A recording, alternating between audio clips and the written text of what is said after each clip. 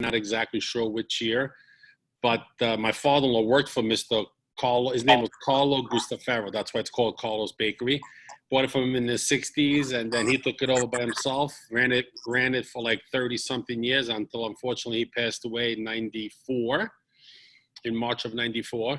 And then basically my mother-in-law, my brother-in-law with the 4 sisters, me and another brother-in-law, Joey, just worked at the bakery full-time since, I guess, from 94 till now.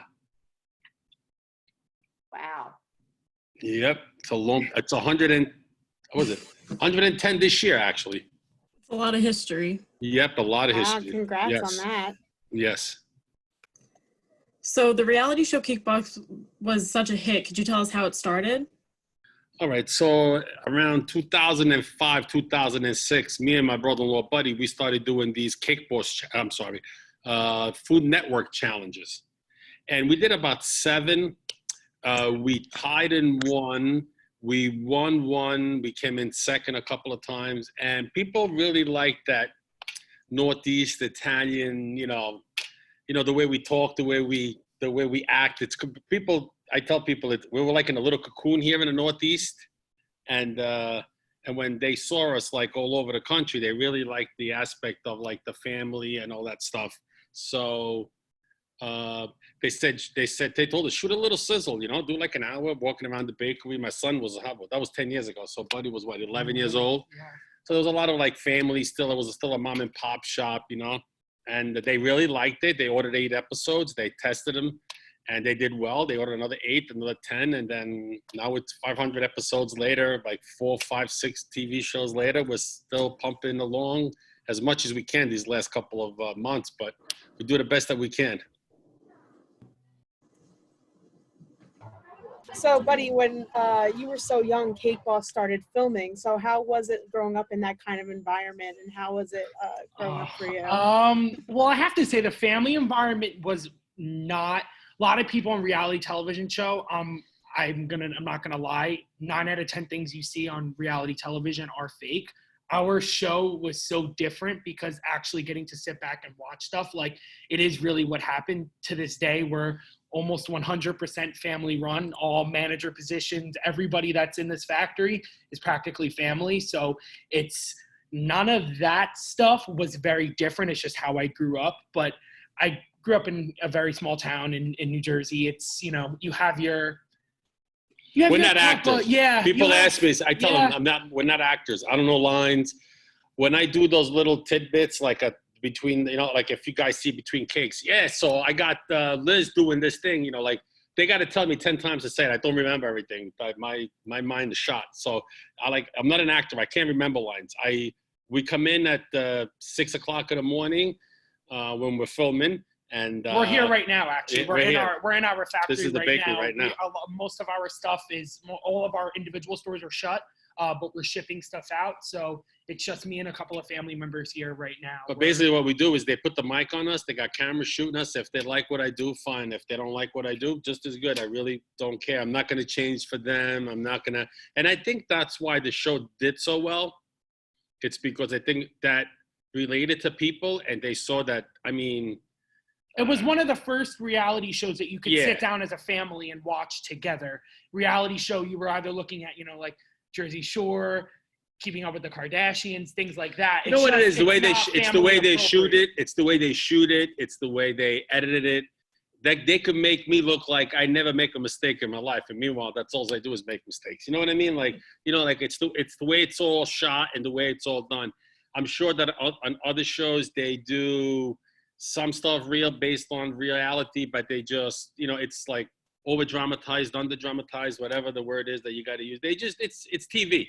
Don't believe everything you see on TV. But I could speak for our show.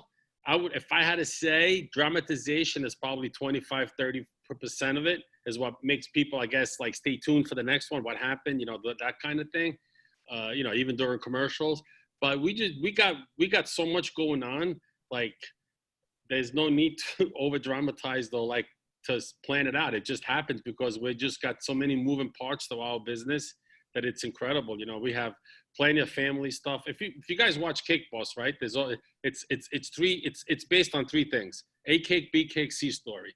So it's always an A cake, which is the big cake, you know.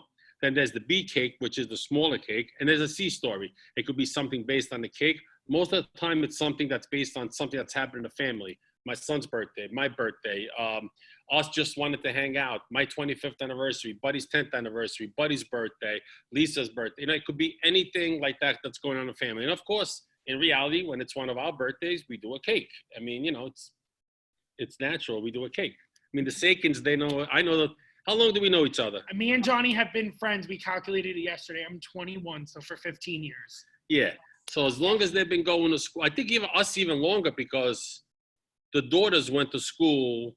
Jill and Mary went to school. Yeah, together, and they were only like a year or two. Yeah, with Nicolina and all them. Yeah. So we got to know them at least almost 20 years. Almost 20 Maybe years. not seeing them every day, but we know each other for about 20 years. So it's like, and she knows the way I am.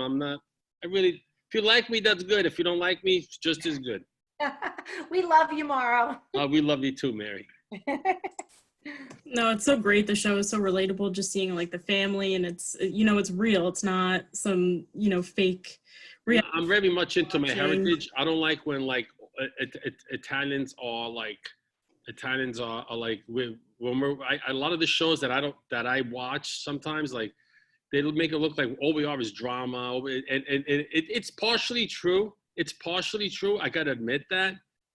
I could tell you that from my own, even with them. The other night they had a World War III at my house. I guess everybody got tired of being together.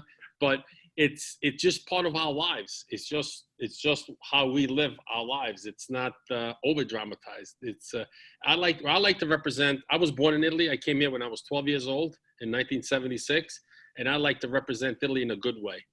I don't like to represent Italy in a bad way. Like I'm not, you know, I like Italians. We worked hard in this country, and we still do, and we will.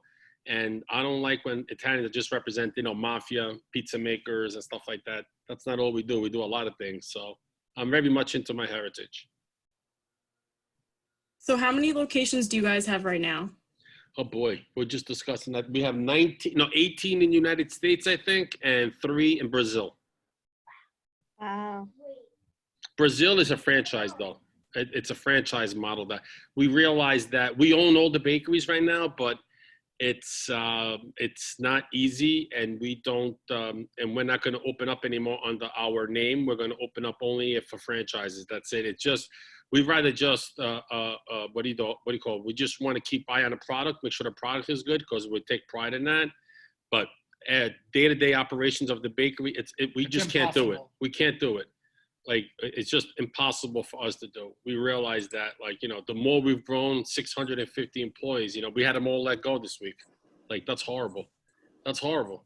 We had to let a lot, 95% of our staff is gone. Because much of the contrary belief, we are a small business. Like, this is not, yes, we have 18 locations, and we have 3 international locations, but day to day, we survive off our daily customers. Yep. We have tourist seasons. We get spurts in the summertime, and, you know, during certain weeks and during the year, we get a lot of Europeans, and our biggest fan base is South America.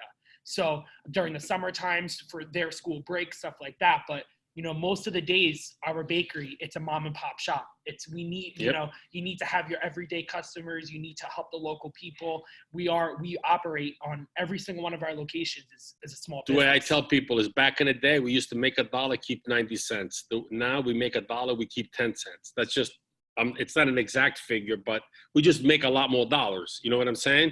But we used to keep 90 cents. And we used to have 10 cents overhead. Now, when we make $1, we got 10 cents for us and 90 cents and so all overhead. We just make a lot more dollars. But at the end of the day, we survived because of what my father-in-law and my mother-in-law did way in the beginning. You know, they bought some property. We owned the bakery at 95. We owned the whole building. So it was like a good foundation for our business. Plus, you know, my brother-in-law with the sisters and us, we kept the business going, and we did well. We had a great business before Cake Boss. You know, Cake Boss has only been around 10 business. Cake Boss just brought us to the next level, but it's not as easy, and we learn as we go along too. Like, there's no, I don't think that, you know, we're not a Dunkin' Donuts, we're not a Starbucks. It's not, you know, it's a model that's never been done before, really, at this, you know, at this size. So it's without being a franchise, without or being without without having a corporate board. product is our for me. Product is our main. Product is my main thing. I want to make sure my product, like when you eat a cannoli here, it's got to be the same thing in California, same thing in LA. I was just in Brazil like a month and a half ago. I was in Brazil and Colombia, and I went to check on the bakeries in Brazil. I mean, they're doing a great job, but under our supervision, and they are, you know, they're a growing company too. They opened up 3 in 2 years. I think they need to open up 20 in 10 years. That's their model. They want to open up 2 or 3 a year for the next 10 years. So they, you know, they're not messing around, you know. So we make sure product is good, but day-to-day operations is all up to them. How did you decide on going to Brazil? Like, were there any other places internationally you wanted to expand? Well, as a business guy, I want to open up everywhere in the world. The show is in 262 countries, I think they said. So it's dubbed in like 100-something languages. So we want to be in every country. Of course, that's our goal. I mean, you know, as a business. But the reason why we went to Brazil is the guy, we met the guy that's there at another event, and the guy asked us. And believe it or not, probably out of like all the countries here, I think the most popularity we have is in Brazil. Brazil's a huge country. Brazil, they used to get the season finale, I think, got between 15 and 22 million viewers. And that's for Cake Boss there. They have it's a different network. I believe it's called Sky or Discovery something in Sky's Brazil. in Italy. Sky's in Italy. I think it's called Food Network now down there, but it was called something else before, because now I don't know if you guys know. So basically, you know, TLC is part of the Discovery family, right? Discovery is the main ship, and like TLC and Discovery Networks and History and the Animal Planet or whatever the heck it is, a whole bunch of other channels come underneath that. Well, now Discovery just bought Food Network, which is called Scripps. So all the Scripps, basically HGTV, Food Network, all those other channels all fall under Discovery. So now, like, that's where we're all brothers and sisters. So now Cake Boss now airs on Discovery Family. Right. They did a lot of repositioning, a lot of rebooting of different shows. So now they officially switched us over to Discovery Family, and it's the same producer, same production company. It's just they had a different network. Yeah, it's a different network. Like we just finished filming Buddy versus Duff in California, and it's airing right now on Food Network on Saturday nights. I think it's on Saturday nights or Sunday nights. I forgot which night it's on. I love that I'm usually in bed by the time it goes on. It comes on at 10. So I'm usually in bed, but. I like always watch the Food Network before I go to sleep. Gabby can attest to that. She's my roommate. We always watch the Food Network. I mean, I watched Cake Boss like a fiend when I was younger. That's Thank you. We appreciate that. Thank you. So I'm a big fan. Thank you. So what are some of the challenges you guys have faced being a family business and also being in the public eye? We have to watch our P's and Q's. There's a lot of things I'd like to say that I can't say. No, that's part of it. That's part of it. And the hard parts are like, you know, I like in the beginning we were like, oh my God, that's Mauro from Cake Boss. And I was like, are these people for real? Like, you know what I'm saying? Like, why would you want my autograph and a picture with me? Then I got used to that part, you know, taking pictures and doing that old stuff. And it's nice to do that. But the way I tell even the people in all our stores, I want them to come because we're the Cake Boss, our customers. But I want them to come back because our cake is good.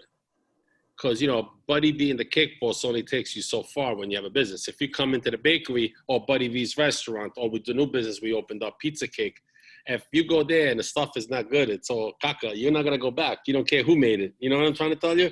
And that's been proven many times, you know, the failure rate. Every reality star, and especially New Jersey, has tried to open up a restaurant or some other form. It's not easy. Something in the food industry, and they're not here. 8-9%. That's what the number is in the food business. You make 8-9%. Anything above that, you're like a superstar. People flock on you like flies on you know what.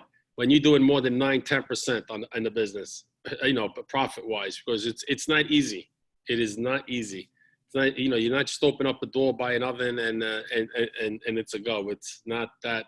It's very easy to leak money and to just money for money to disappear, rent, overheads that you don't even, we never even realized. We never had some of the overhead we have now. Like HR, we have like 4 or 5 people, HR. Accounting, there's got to be, we have a CFO, we have all 4 or 5 accountants, receiving, who's going out, who's coming in. We have 4 people dedicated to just 5 people just dedicated to the warehouse. It's unbelievable, but you need that because you got so many trailers coming in and out. I mean, yesterday there's only 5 of us working. There's me, my brother-in-law, Buddy, Danny, Lou, and there's 6 of us. And what's his name? June. And June. That's it. And we're doing like 400, 500, 600 orders a day of shipping, just for shipping the orders. We're doing it all ourselves. Plus, we got to make the stuff, prep it, put it in boxes, and ship it out. And we use a company called Goldbelly. They basically, if you live, like I live in Florida, if I want to get a cheesesteak from Gino's in Philly, I can go on their website and they ship it to you, and all you have to do is bake it off in the oven when it gets there. Or our cakes, all you got to do is take it out. They're put into coolers with dry ice and they're shipped. So we use their platform, and that's how we fulfill orders during a time like this. A lot of businesses that can't be open, or a lot of that's all we have. That's your only source of orders or for income. That's in a lot of companies now. You see Uber Eats, DoorDash, Goldbelly, companies that were never on that before are now utilizing it because they realize in order to stay, I would rather order something with the click of a button, especially our generation. You don't want to be inconvenienced. You want to go 1, 2, 3 and get it done and over with. And using a source like Goldbelly, where everything is there and they already have their own ginormous platform and basically like a fan base, every foodie uses their website. So being able to be on that platform also opens up a million different other things. But we still got to pay 19 rents. Don't forget. Got 19 rent. They're going to let you get away for like a month or 2, but then after that, you're going to have to stop paying. You know what I'm saying? Not everybody could stay without paying, but we're working with our landlords, and we're working with the government and stuff like that, because we want our people to come back. It's not like we want to close down. We don't want to shrink. We want to keep everything going as it was. You know what I'm saying? So we're going to try to do the best that we can until we get out of all this. I don't think we're going to be out of this. We were talking about it this morning with Buddy. I don't think we're going to be out of this until May, but that meaning that they'll tell us that we can go out and like start to, mingle a little bit. But I think people are still going to be scared to mingle. I know I'd be scared to go into a restaurant and have a table like 2 feet away from me, even if it is a month and a half. I don't think it's going to get back normal till the holidays. But then they're saying if it comes back to the holidays and this comes back, what do we do then?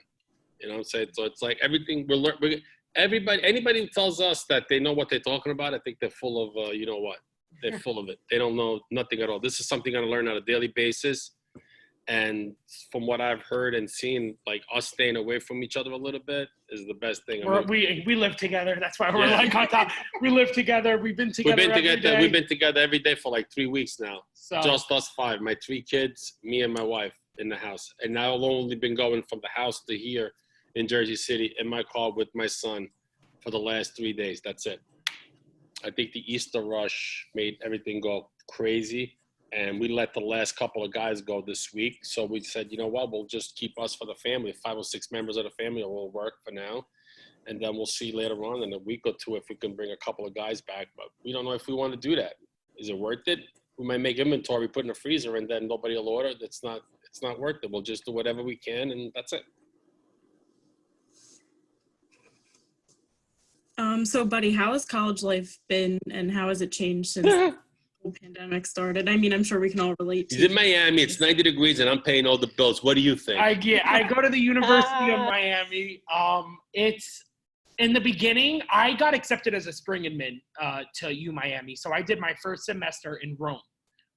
Through the school, they offered. It was my first semester of college. Luckily, I didn't have that first awkward semester of like having to meet people and like finding your place. We were all sick. There were 16 of us shoved into 2 apartments, and we lived literally on top of each other. So we had no choice but to become friends. And luckily, I have to say, 14 out of the 16 of us talk every single day. We are still best friends. My roommate from Italy is my roommate now. So I was very lucky in the aspect that I got to be in that position where we were all seeking friends. We all needed each other. It wasn't, well, it was a complete icebreaker for all of us. But college has been, I mean, it's in Florida. It's like the coldest it's ever been is like probably 60, 55, 60. It's beautiful every day.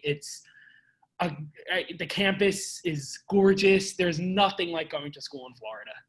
It beats everything. Even if you miss home and you like, I'm a homebody. Mary knows if I'm home, I'm with her son, with our other friend Victoria, or with my family. So like it was a huge adjustment, but after a while, I mean, I love my major. I'm a poli-sci major. I want to go to law school when I'm done. And I love what I do. And that's one of the biggest things I've noticed between me and my friends. I love my classes. I love my major. Some of my friends who had no idea what they want to do, or, you know, they're a business major and they're like, oh, but like, I don't really like it. Or a psych major, oh, but like, you know, it's hard, or it's this. And it's like, well, that's because you just don't know what you want to do. And you're forcing yourself to pick a major, and you're going through the flow, and you need to find something that you love.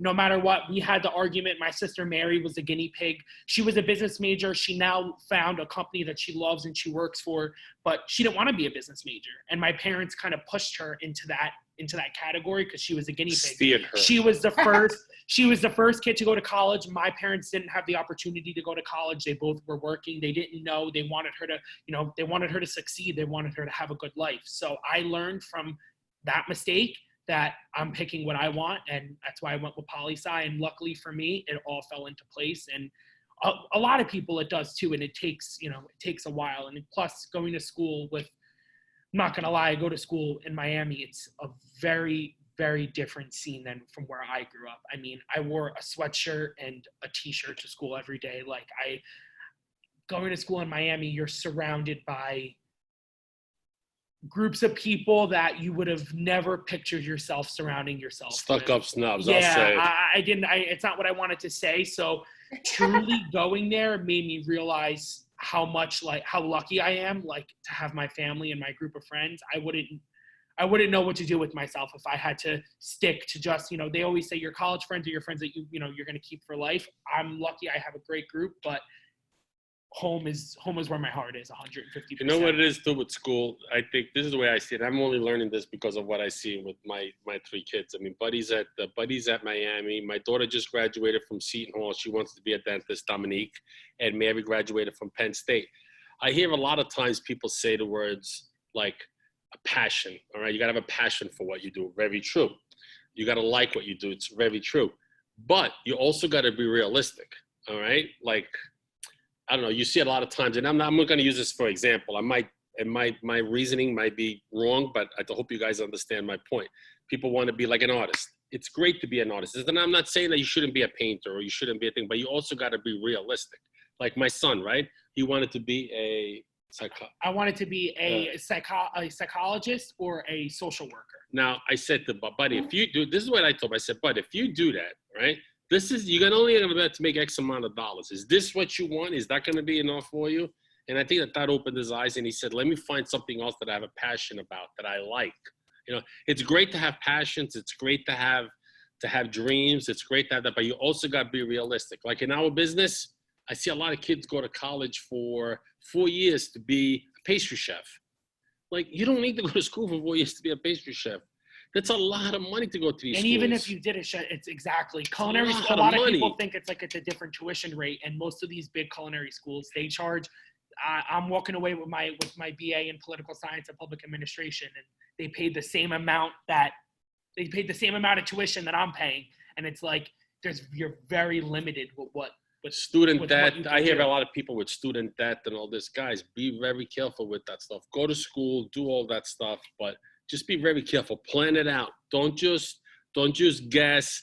Don't look at other people. Be realistic to yourself. See where you at. See what your goals are. Can I be here? Can I go to school for 4 years and get $80,000 in debt? How am I going to pay it off? How long is it going to take me? If you really sit down and write these things down and figure it all out, like, you're going to say to yourself, well, maybe I could be doing this. Maybe I could be doing that.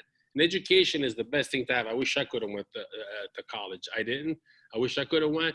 But and it's good to go, but also be realistic to yourself, because business is not, look at it. Me personally, I think that when this is all over, I think life as we knew it is going to be, it's going to be different. It's going to be a lot different.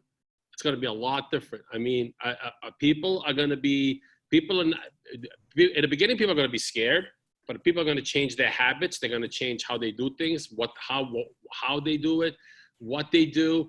Like, you know, maybe they're not going to want to go into a restaurant in New York and sit one on top of each other and pay $300 for a dinner. You know, most of those places, if you go to El Becco and all those high-end restaurants, you're sitting one on top of each other. Like, you know, you go to Italy, look, you're sitting one on top of each other, you know? I think realistically, I think after this is all over and we're cleared, I think the first couple of weeks, maybe even the first month, it's going to be like a rush. You're going to go to your favorite restaurants. You're going to like, I'm going to the movies, even though I haven't been in 10 years. Like, I'm going to go for a walk in the park. I'm going to go do this. I'm going to go to Times Square, or I'm going to go here. You're going to be so stir crazy. But then after that wears off, it's going to be like, okay, like if they're telling us it could come back in October, the people are going to realize I wasn't working for 3 months. Like, I can't afford to go out and do this. I can't afford to travel. I can't afford to, you know, get a new car. I can't do this. I can't get my lease. I can't pay my rent. I can't do this. So I feel like for the first couple of weeks after this, it's going to feel normal. Everyone's going to go back to like doing stuff, which they honestly, I'm not saying you should go blow your money and do, you know, spend it on BS, but like, you know, if you want to go out to dinner one time, or like you want to do something, people are going to do it.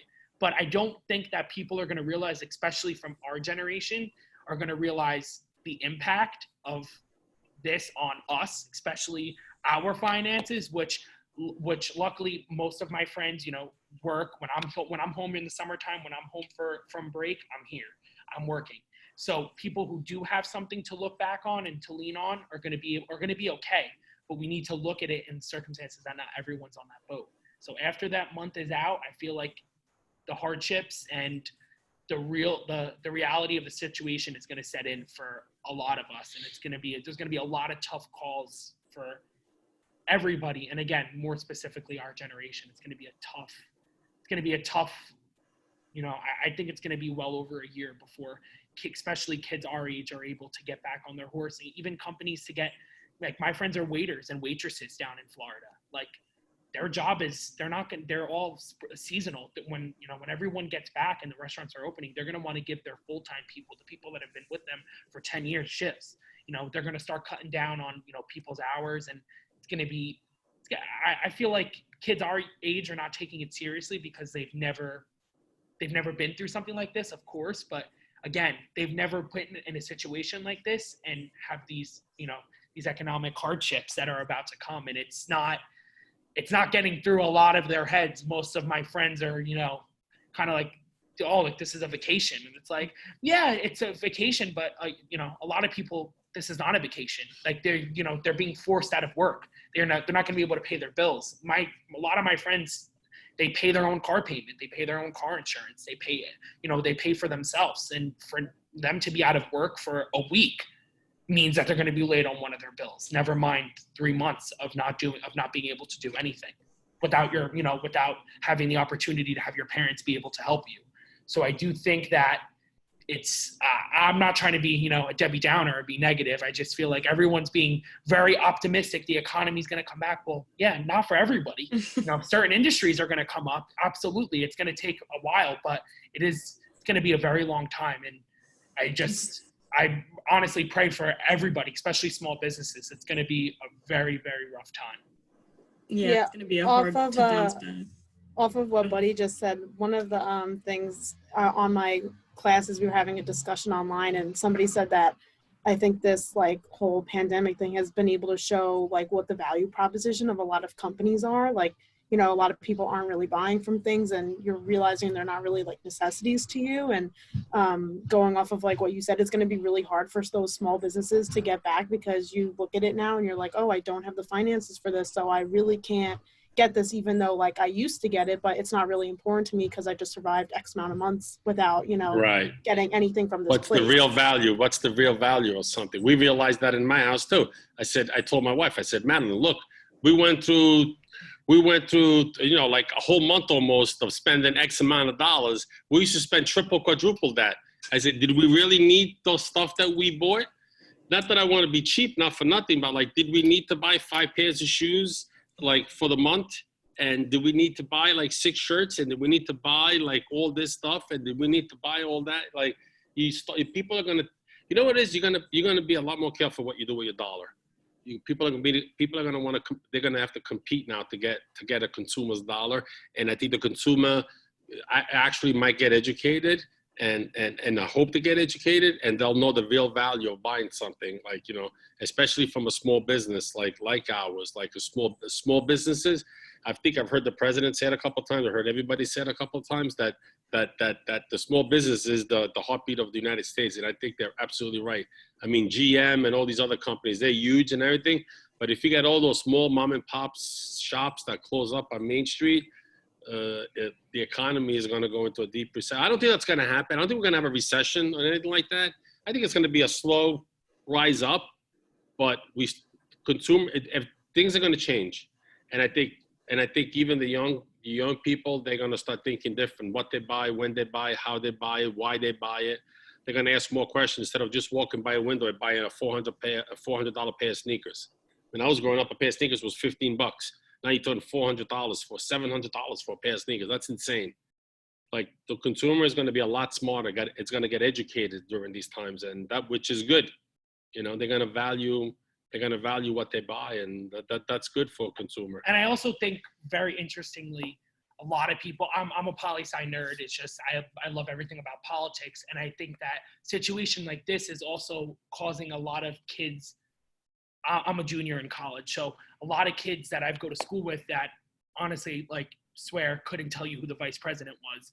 They now are like on Facebook, like sharing articles and like doing this stuff and like, you know, writing their paragraphs. And like, I know that, you know, they're just getting headline news, but like, it's causing people to be like, wow, I should really pay attention to like fiscal policy, economic policy, like, where are my tax dollars going? Like, when I purchase something, where, like, why is Apple making, you know, assembling my iPhone in China and making, you know, certain parts here? Like, why aren't they all American? Why aren't they all in China? Like, people are getting a lot more interested in like the whole entire, I wouldn't even know what to call it, but I guess like the supply chain and like where all this stuff is coming from. And it's causing more of an interest in politics, which I do think is one of the upsides in this. Obviously, there's a lot more downside to this. I mean, people are dying, but you have certain things that me personally, that I've just started to see, like, people are getting a lot more vocal and they're caring more. They're getting more, they're paying attention to everything.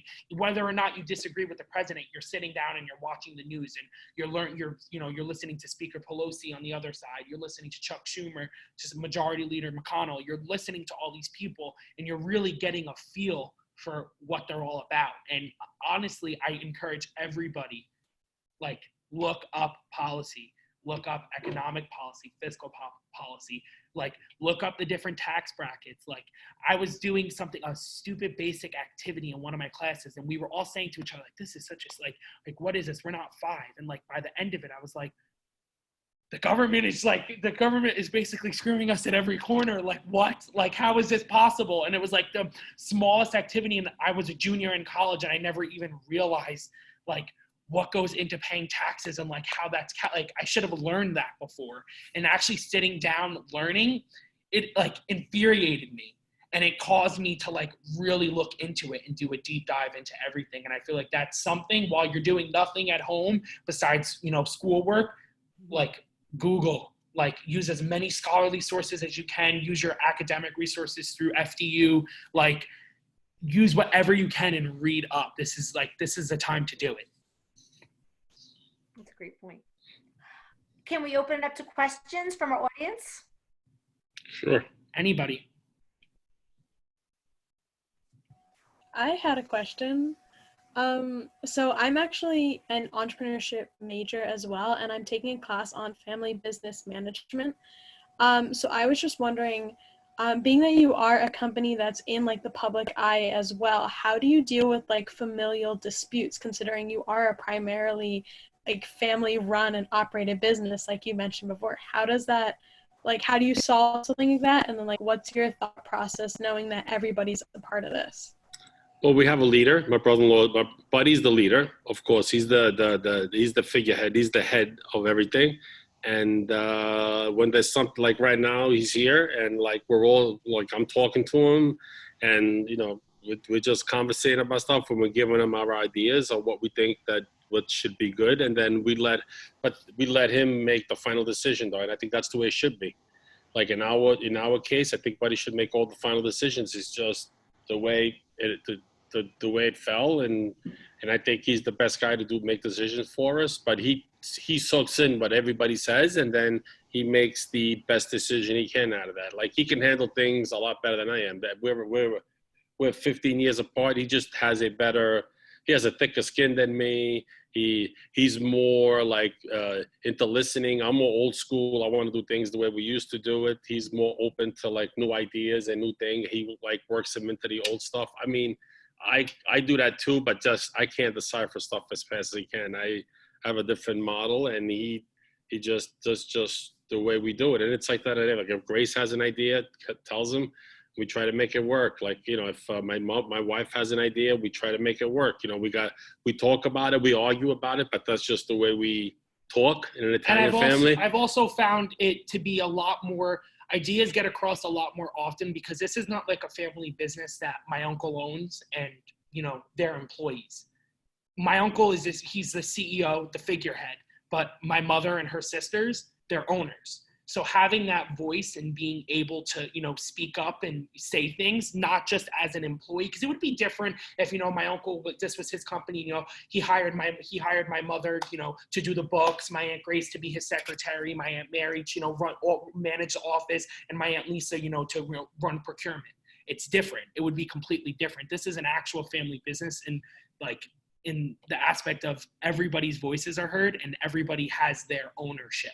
And everybody respects that. It's not more, you know, I don't get involved like me. Like family business. You take a look at me. Like when we were just us, it was different. I had my hands in everything, the same hands that Buddy had in everything, and Grace and we all had our hands in everything. Now, if it has nothing to do with me, I really don't want to know, and I really don't care, because that's not my job. Like I don't care about procurement. Not that I don't care. You know what I mean? Like it's not my job. So if he's procuring and he's doing it the right job, I really.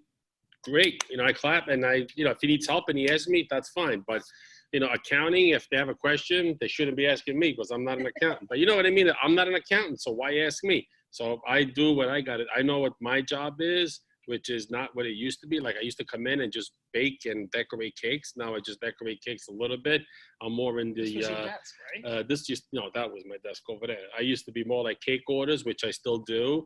And I just go wherever I'm needed. I inspected a lot of stores. I go around and, you know, report back to Buddy and tell him what's going on. That's what I did in Brazil. And I'll go there and I'll meet people, talk to the managers and see what's going on. And then I'll report back to here. And that's what I do more of, because I have a certain eye that I can see things. And he has the patience to travel. Yeah. Like he goes to, you know, back and forth to Marlton, and which is right near Philadelphia. It's in South Jersey, near Philly. And he'll get up for 2-3 months straight every morning at 3-4 o'clock in the morning to drive to Philly and get there for 6, and, you know, stay and come back at 8 o'clock at night. And like, he has a patience to do that. And he's also much more of a people person, and dealing with employees too. Because a lot of the times our employees, we don't meet them all originally right off the bat. Like initially it takes it's a while, you know, for us to get from New Jersey to California, or for us to Vegas, you know, like there's a lot of planning. It's a trip. So when we meet our employees, we also, you know, we have to remember that a lot of the times they came to us as fans of the show. They came to us, you know, wanting to learning from the best in the baking business and wanting to do that. So when you're doing that, a lot of us are much more blunt than my father is. He takes the time, you know, to really get to know I'm people. blunt too. And again, I think it's also comes from my mother and my aunts and uncles came from a humble beginning also. But, you know, my father literally came from nothing. He worked his butt off from 7 years old. So he has that experience where even though you have compassion for people, no matter what, you'll never be able to relate to certain people like he can when it comes to, you know, our young employees, kids struggling right out of culinary school. Like he has those experiences. So being able to relate to them, every employee like loves him. He's one of he's the central figure around here when it comes to like our employees. They all flock to him if they have a question, if they feel like they need to get something off their chest. He's the one that they go to. Or if they need money. That's awesome. Who else has a question?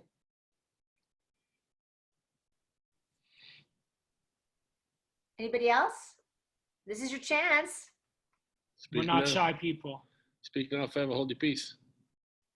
Now, I have a everybody question. is at home. Is that how it is? Yeah, Yeah. Oh, everybody's at home. everyone's at home on their computer. Who has a question? I heard a voice. I have a fun question. Go ahead. You know Jeremy. I'm from Oh, town. yeah, You know yeah. He's Hi, saying, how are you? I saw Buddy at the light yesterday. Yeah, Or 2 days ago on Route 10, yeah. Yeah. What's the most popular cake theme that you guys get? Is it your sports? Most Sweet 16s are probably the most popular. Sweet 16s? And Sweet makeup. 16, makeup Like cakes, yeah. From inside the store, yeah, probably Sweet 16s and bar mitzvah, bat mitzvah, bar mitzvah. Okay. I always used to get confused. Bar mitzvah's a girl, And a bar lot of mitzvah's a boy, bar quinceañeras. mitzvah's a girl, and quinceañeras are very popular. We're very popular in the Latin American families, so a lot of people get their cakes from us. But our most popular items are probably cannolis, lobster tails. You know, that's how we started. Cannolis, lobster tails, sfogliatelles, you know, Italian pastries. You know, then we go into the cakes. But we do everything. Like it's another myth that everybody has about us, that we're all super busy, that we can't take cake orders, which is not true, and that we're all super expensive, which is not true. Because when you really base our price to everybody else's, and believe me, I know everybody else's price, but is even, if not more, I mean, if not less than what some other bakeries charge. That's just the way it is. If you pay $3.50 at a cannoli to us, you can go to a supermarket and pay $3.50 for a cannoli. You know what I'm saying? It's a thing that we cannot get out of people's head, that like that's something that's in there. Or they're on TV. They make a lot of money. They're super expensive. The lines never finish. Yeah, in the beginning we had some bad lines. Yeah, we did, but people waited 6, 7, 8 hours online, and they bought like crazy. They still do. They just don't come and wait online 8 hours anymore, because now we have I think 4 in Texas, one in California. We have one in Florida. We have one in Connecticut, 2 in Pennsylvania. We have one in the Nevada, Times Square. We have the 2 in New York State. We have 5, 6 or 7 here in New Jersey. So we're all over. So people, if you're coming, which is what I like, if you're coming because you want good cake, there's something near to you now that you can go to. You don't have to come all the way to New Jersey. But of course, you got all your foreigners, Venezuelans, Colombians, Brazilians, Italians. I mean, it's best cannolis in the world are in Italy. You know, it's an Italian thing. And people come from Italy, they come to Carlos Bakery, they got a cannoli. Sometimes they say, why did you come here?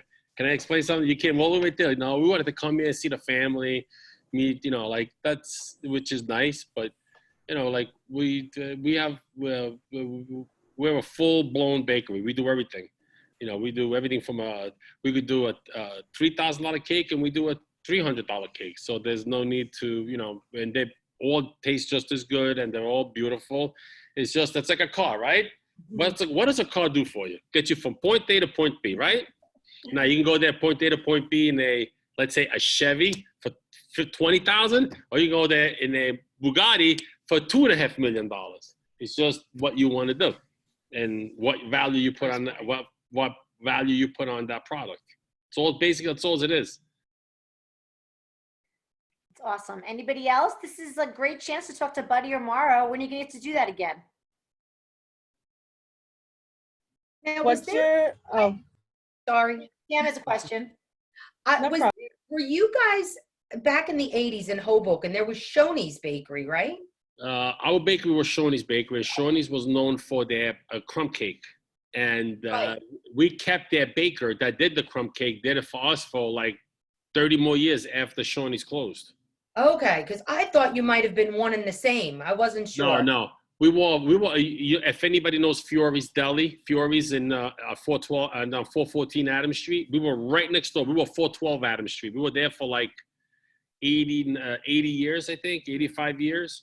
And then my father-in-law built 95 Washington Street, and we had both bakeries going for like a year. Then my father-in-law said, no, it's too much for us. And we closed the original 412 Adams Street and stayed on 95. And 95 is where Shoney's is. Shoney's was closed already for a few years. Okay. We bought the build. My father-in-law bought the building and renovated the bakery. And we opened up the new Carlos City Hall Bake Shop. That's what it Because is. City Hall is directly across So the street. City Hall is right across the street. But the Right. original one was on 412 Adams Street, right next to Fiore's Deli. Do you still make the crumb cakes? Yes, we do. Not in all our locations, but we do make those. That's a hands-on product that you cannot make. Like, you cannot make that in a mass production. So Right. we're very limited to the stores that make it, and if they have it, fine. If not, it's a very hard product to do, which a lot of people don't understand that. You know, those got to rise, you got to mix it, those got to rise, you got to put the crumbs on, you got to bake it, proof it, bake it. You got Right. it's long steps, and sometimes it's just not worth it for us to do in our stores. Unfortunately, like some products, we just lost some products because we just couldn't keep. People are different. It's Like not you go to that we wanted Texas, to right? get rid of You go them. to Houston, Just- Texas, we have a store there. Or you go to Dallas, right? An Italian Napoleon. I'm sure most of you guys know what an Italian or American Napoleon is, right? You go down there, they never even heard of a Napoleon. You know what I'm saying? It's just a different thing. So what Right. they see mostly of is lobster tails and cannolis, cupcakes, and that's what they want. So is it worth it for me to have a line here to make the parts to make an American Napoleon or an Italian Napoleon? It's not. It's just not worth it. It's not like me, in the old bakery. Oh, listen, do 5 sheets of Italian cake, and I'm gonna make some Italian Napoleons. We can't do that no more. Right. Those days are gone. And even in a small shop, you can't do that. Ingredients are so expensive. Chocolate is so expensive. Vanilla is so expensive. Everything's so expensive. If you don't watch what you make, like I was telling you before, it's like you're just throwing the stuff in the garbage. You know what I'm saying? And we don't make widgets. You know, we don't put them on a shelf and hope. And when they sell, they sell. We make stuff that if it's not sold today, tomorrow, the next day, it's garbage. Right. Right. You guys used to do a Napoleon cake, right? Yeah, the So cream good. puff cake. I do that. If you look at my Instagram, you'll see that on my birthday, it's either an Italian cake or a Napoleon cake. I think Mary's second eating a few of them. Yes, Yes. I have. We've eaten those. Everybody, Yeah, they're great. even that product. Everybody see like everybody knows, but a lot of people don't order it because it's an old school. But it's an awesome. That's a cake. You know, Right. to me, that's a cake. People's buying habits have also. It's Yeah. walking into a bakery now. Kids, especially like my age, they're not walking in and getting, can I have a dozen cannoli? Can I have a dozen lobster tails? I'm going to grandma's for Sunday dinner. The biggest It bakery, the doesn't- biggest bakery right now in the country, baked goods, believe it or not, is Costco. They're the biggest bakery in the United States, and their stuff is not horrible. Their stuff is not. I'm horrible, but I'm it's giving them a lot of props. Their stuff is not horrible, but guys like your age, like me, I go to X for fish. I go to X for meat. I go to this guy for my deli. And I go to which this none are guy to close get to each cheese. other. I get this for that guy. I go to get my bread in Sorrento's. I love Sorrento's bread, right, Mary? I Sorrento's do. bread. Yes, yes, I It's agree. in my town. I go there with my Carlos Bakery jacket, and when people ask me, I tell them, you want to buy bread? You go to Sorrento's Bakery. And they sell all lines of sweet goods, too. But their bread is unbeatable. But I like to go to my butcher for this. Sometimes I go for chicken to this guy, that to this guy. Guys your age, they don't want to do that. They want to go to a place like Costco, and they'll buy their Danish, they'll buy their bread, they'll buy their meat, they'll buy their ketchup, mustard, they'll buy everything there. I don't do that. That's not the way I am. But, it's... we have to grow as a business as times go. We have to grow our business, and we have to do what we got to do to reinvent ourselves almost every year. And that's what we're very fortunate we've been able to do that. That's awesome. I think we have time for one more question. Anybody else want to ask a question? Oh, Callista, go ahead. Hi. Yeah, my name is Callista, and I'm a business major with a psych minor. And I plan on going back to school for cosmetology post-graduation. So I actually wanted to know, because I wanted to start my own business within the next 10 years, what's some advice that you would give? You have a plan, which is good. See, you said 10 years, you want to do that. Just make sure you have all you draw a line down the middle of a page and put all your pluses and your minuses. Believe me, that sounds like stupid. You've seen it done 100 times, but a lot of people don't do that. Like, okay, so I'm going to finish 4 years of Fairleigh Dickinson. I'm going to spend X. I make X. So, you know, where am I going to be at? So to start a business, I need to rent a place. I need to do this. I need to do that. I need to do this, and be realistic. If you're realistic to yourself, if you're realistic with yourself, and you ask yourself the questions and answer them and listen to what you're answering, you'll be fine. And you're already one leg up because you are thinking very differently. I have a lot of friends that were cosmetology, that went to cosmetology school, did Botech in high school, and they're having a really hard time starting out. You did the right thing by going to school first and getting that background and being able to start your own business. Because a lot of people, like what you just said, you're asking for advice. Luckily, you're going to school, you're meeting people, you're learning from your professors, you're getting firsthand experience. A lot of people that just jump into cosmetology and want to open up your own salon, it's a lot of work. One of my best friends just opened a salon a couple of months ago. She worked her butt off. She's 33 years old now. She started cosmetology at 17. So like it is and she didn't go to school. So she made a lot, and not because she didn't go to school, but she made a lot of mistakes because she wanted to start her own business. She wanted to make a point to everybody that, you know, like, I can do it. And that's not what anyone's saying. It's just that opening up a Don't business look at other people. Even people now business. There's only one cake boss. Yeah. Only one cake boss. There's a lot of people there, but there's only one cake boss. And we're lucky to do what we did because we're as a family, we all helped each other and we did what we had to do. But like people say, don't look at me. They say, guys say to me, I want to be just like you. I want to have this. I'm like, listen, I'm 56. I'm not 26. I'm not 24. I didn't just graduate, you know, college. Things take time. And you have to be smart with what you do and with your money and don't take nothing for granted. And don't look at the guy down the block that has a nice car and a big house. You don't know what he did to do that money. Don't just assume anything. You know what I'm saying? Even if they tell you something, don't believe it. Do your own thing. Be your own person, and you'll be just fine. Don't make $10 and spend 20. You'll be fine. It's very simple. I look at things very black and white. I'm not it's either right or wrong, and there's a right way, there's a wrong way, and then there's my way. That's where I always look at things too. You know, what we do here at Carlos Bakery, we're not reinventing the wheel. We're not curing cancer. There's a lot of people who make cannolis. There's a lot of people who make this, and a lot of people who make cake. A lot of people who make wedding cakes. A lot of people who do all the things that we do. We just do it a certain way, and it's our way. That's why there's a wrong way, there's a right way, and there's our way. That's the way we do things. So a lot of people tell me, oh, why do you do it this way? Because this is the way I was shown, and this is the way we do it. That don't mean it's wrong. It doesn't mean it's right. It's just my way. You know, you got to find your own way. And I always say, be realistic to yourself. Like when I finish a cake, right? And this my brother-in-law buddy taught me. When I finish a cake, a wedding cake, I'm doing a $3,000 cake for Mary Sakin's 50th anniversary, right? And I'm looking at it, and I'm saying, wow, this is very important to her. Would I buy this cake? And if that answer comes into your head, I don't know, maybe there's something wrong. That means there's something wrong with it. You understand what I'm saying? Like, you got to ask yourself those questions. If you say, wow, this is beautiful, then you know I'm done with it. You know what I'm saying? Like, you gotta be realistic to yourself, and you gotta listen to yourself. If you listen to yourself and you're realistic with yourself, you'll be just fine. Thank you so much. Thank you, really. Good luck. Thank you. Good luck. Yes, thank you so much. You guys were amazing. This was so real, so candid, just absolutely fabulous. So Help you guys. Stay safe. Thank you so much. Thank you so much. All right. Thank you. Good luck in school. All right. Thank you. Bye. Bye-bye. Bye. Bye.